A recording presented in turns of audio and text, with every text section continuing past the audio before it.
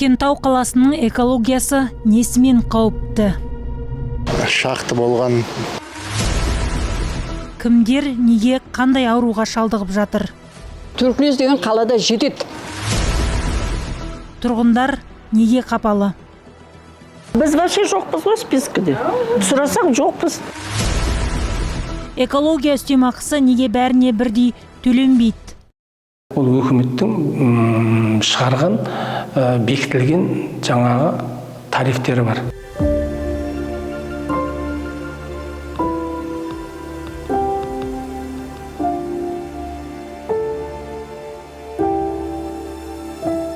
Мына менің үйім мына шамал жалғанған мына ар жағы құлайын деп тұр. Жауын жауса су өтеді. Бұл зейнеткер Сейдіқасым Сахиевтің жалғыз баспанасы, қара шаңырағы. 40 жылдан аса осында отбасымен өмір сүреді. Баспана Кентау қаласының солтүстігіндегі төтенше экологиялық жағдай аймақ ретінде анықталған бұрынғы өндіріс орнына ең жақын орналасқан үйлердің бірі. Өндіріс орнынан ары кетсе 1 шақырым қашықта тұр.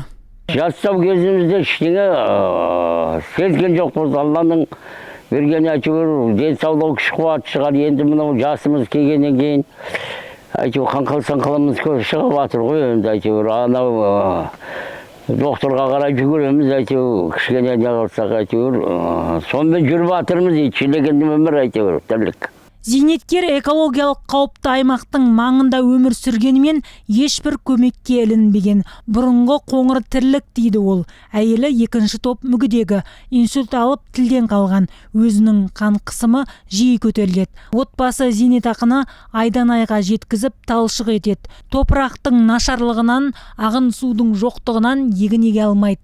Мал асырауға шамасы жоқ. Қауіпті аймақтың түбінде тұрсақ та көмегі жоқ дейді ол қапаланып. Экологиясы басқасы жоқ, онда бізде ештеңе жоқ.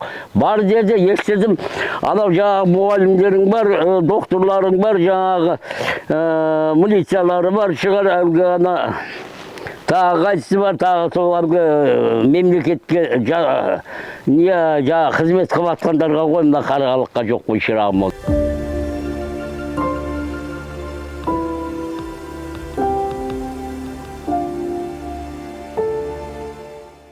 2025 жылғы 25 сәуірде экология және табиғи ресурстар министрлігі экология кодексіне сүйеніп Кентау қаласындағы аумағы 900 гектарға жететін өнеркәсіп аймағын 50 жылға төтенше экологиялық жағдай аймағы деп танылуы туралы бұйрық шығарды. Ал 1 шілдеде Кентау қаласы мен оған іргелес жатқан Ашсай, Хантағы, Баялдыр, Қарнақ, Шаштөбе ауылы ресми түрде экологиялық дағдарыс алдындағы аймақ деп танылды. Бұған себеп аймақтық және жергілікті факторлар, яғни Арал өңіріндегі экологиялық ахуалдың әсері мен климаттың реттену үрдісі. Бұл ауа райының тұрақсыздығын күшейтіп, экожүйелердің табиғи тепе-теңдігіне кері әсерін тигізген.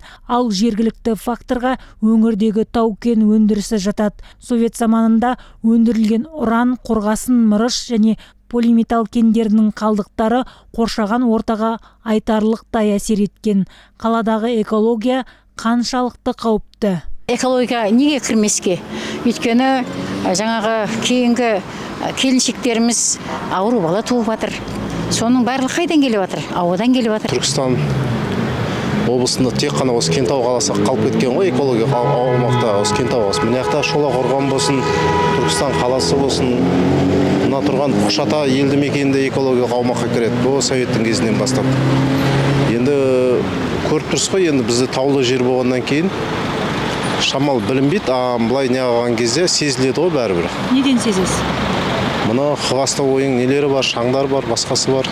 Шақты болған несі свинцовый. Оның жаңағы рудалардың бәрі радиациясы бар. Мен сода 20 жылдан аса істедім бұл жерде, шахтада. Енді мына жақтан барит алынып жатыр. Мына жақта ашық-шашық жатыр. Барит шықса, машиненің үстінің бәрі шаң, аппақ болып қалады. Енді жұтып жатқан ауалар мынау бәрі ауру. Мына қазір 60-тан асқаннан кейін бәріміз жаңағы медпунктті, поликлиниканы жағалайтын болдық бәріміз. Дәрісі одай қымбат бәрі. Жаңағы онкологический ауру көп. көбісі жаңағы өкпе аурулар көп, таза ауа таза емес.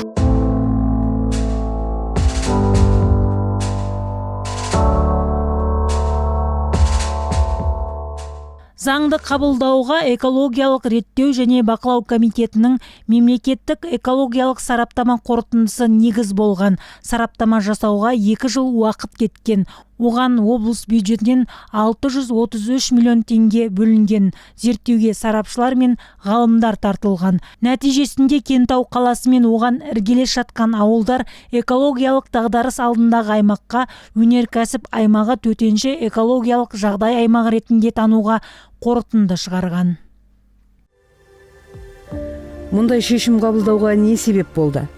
Ауа мен топырақ ауыр металдармен, атап айтқанда қорғасын, мырыш, күшаламен шамадан тыс ластанған. Өсімдік және жануарлар әлемінің тозуы, халық денсаулығының нашарлауы және санитария гигиена көрсеткіштерінің артуы. Зерттеуге қарағанда Кентауда жаз ыстық әрі құрғақ, қыс суық әрі қысқа, жел жиі соғады. Жер асты суының деңгейі өндіріс аймақтарында жоғары. Кейінгі 10 жылдықта экологиялық қысымнан жануарлар азайған. Тау-кен өндірісінің салдарынан қоршаған ортада ауыр металдардың шектен тыс шоғырлануы байқалған. Зерттеу нәтижесі нені көрсетті? Топырақ құрамындағы қорғасын, мырыш, кадмий және мыс мөлшері санитарлық нормативтік деңгейден бірнеше есе артық. Ауаның ластану индексі орташа есеппен 8 бен 10 балл шамасында. Бұл жоғары ластану деңгейін көрсетеді. Аумақтың кейбір бөліктерінде радиациялық фон 1,5-2 есе жоғары. Әсіресе Қонаев даңғылы мен өндірістік аймақтарда бұл анық сезіледі. Сондай-ақ қаладағы жер асты және жер үсті суда ластанған. Мысалы, жер үсті суынан қорғасын мен мырыш сияқты химиялық заттар шамадан тыс анықталған. Топырақтың күйі де осы. Өнеркәсіп аймақтарында ауыр металдардың деңгейі қалыпты жағдайдан 5-20 есе жоғары. Топырақ құрамында да қорғасын, мырыш, кадмий және мыс басым. Жердің 60%-дан астам бөлігінде табиғи өсімдіктер сиреген немесе толық жойылған. Мұның бәрі жергілікті тұрғындардың денсаулығы мен ауыл шаруашылығы өнімдердің сапасына кері әсер еткен. Нәтижесінде тұрғындар арасында қандай аурулар көбейген? Онкологиялық аурулар, тыныс алу органдарының аурулары, иммундық жүйе мен репродуктивті функция бұзылыстары жиілеген.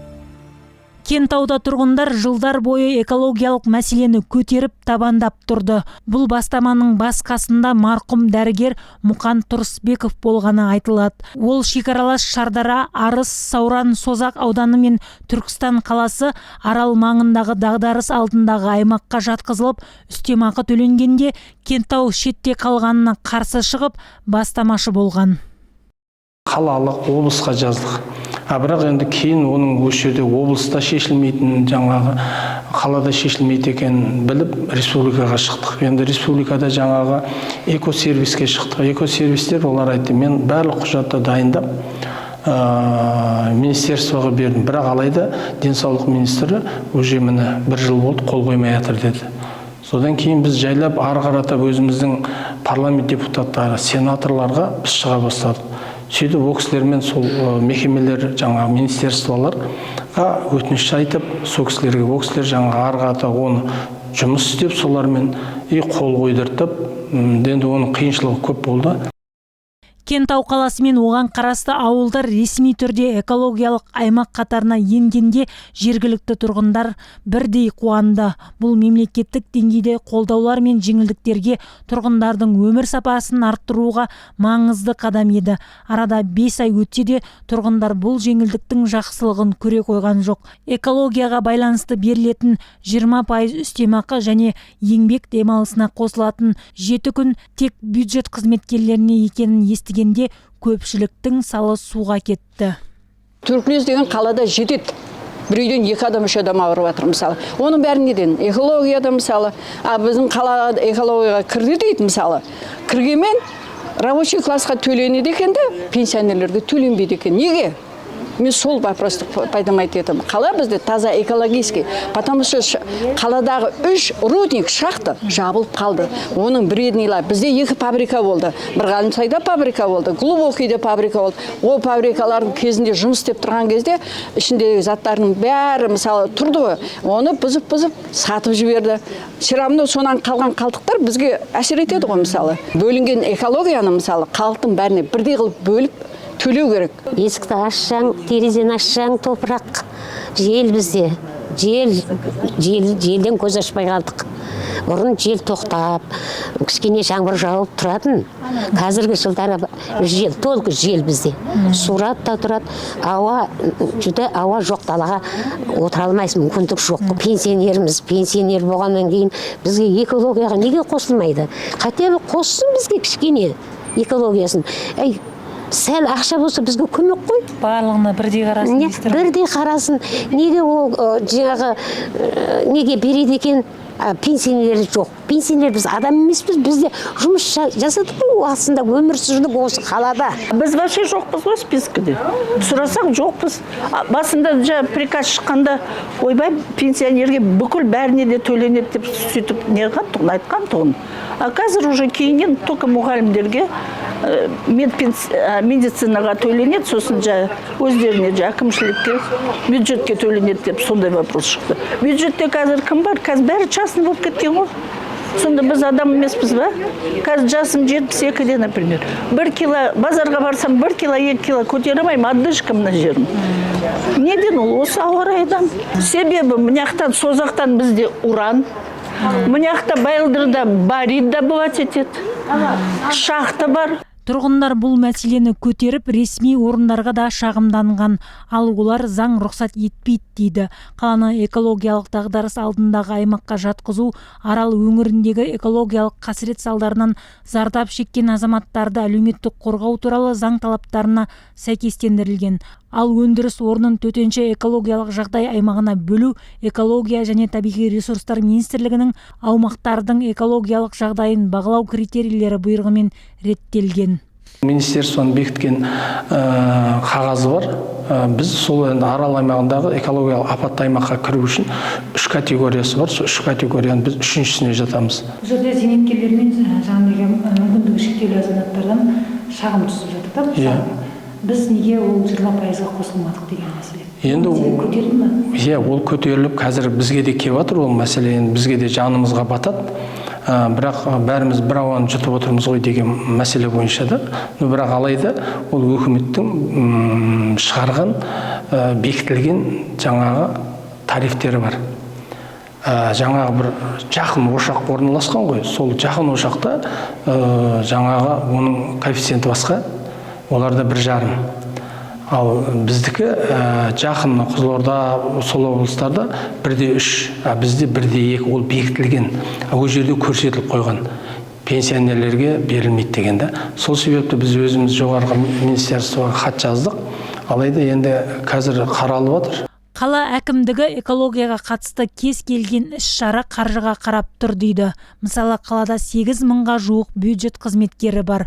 Олардың еңбек ақысы мен шәкіртақысына 20% үстемақыны есептегенде жылына 10 миллиард теңге шамасында ақша қажет. Мұны қаланы айтпағанда облыс бюджеті көтере алмайды. Сондықтан қаражат республикалық қазынадан бөлінеді. Қазір үстемақының берілмей жатқаны және өзге де бекітілген іс-шаралардың жүрмеуі содан.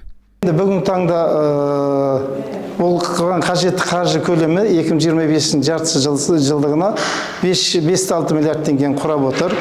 Қаржыны қазір экономика облыс әкімдігіне қарасты басқармалар, экономика басқармасы министрліктер тарапынан бюджетті нақтылау барысында қосымша қарастырып беру мәселесі қаралды. Қарапайым халыққа бір үлкен жеңілдік бар. Денсаулық сақтау саласында біздің медициналық мекемелерге жылдағы қаржыландырып жүрген ассигнование дейді, соны 15%-ға ұлғайтылады.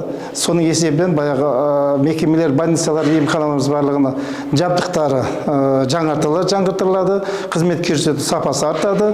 Әкімдік дерегінше аумағы 900 гектарға жететін төтенше экологиялық жағдай аймағының қоршауы да ақшаға тіреліп тұр. Ол жерге жақын тұрған бірде-бір үй көшірілмейді. Ондағы тұрғындарға да ешқандай жеңілдік жоқ. Жалпы Кентау қаласының экологиялық мәселесіне қатысты іс-шаралардың 2026 жылға шығыны 20 миллиардқа жуықтаған.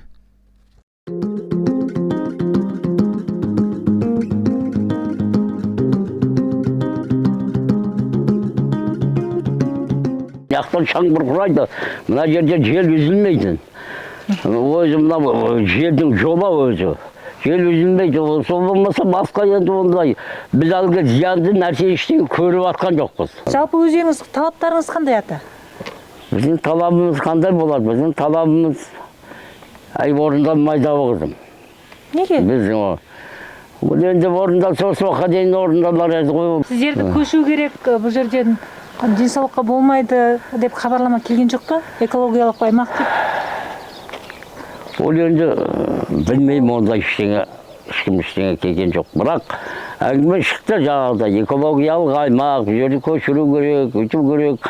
Ойбай не дейсің, ақша бөлініпті, аяқтан жер бөлінеді екен, ақша әлгі сояқтан үй салады екен, не алады екен деген, оның кейін бәрі тым-тырыс болды.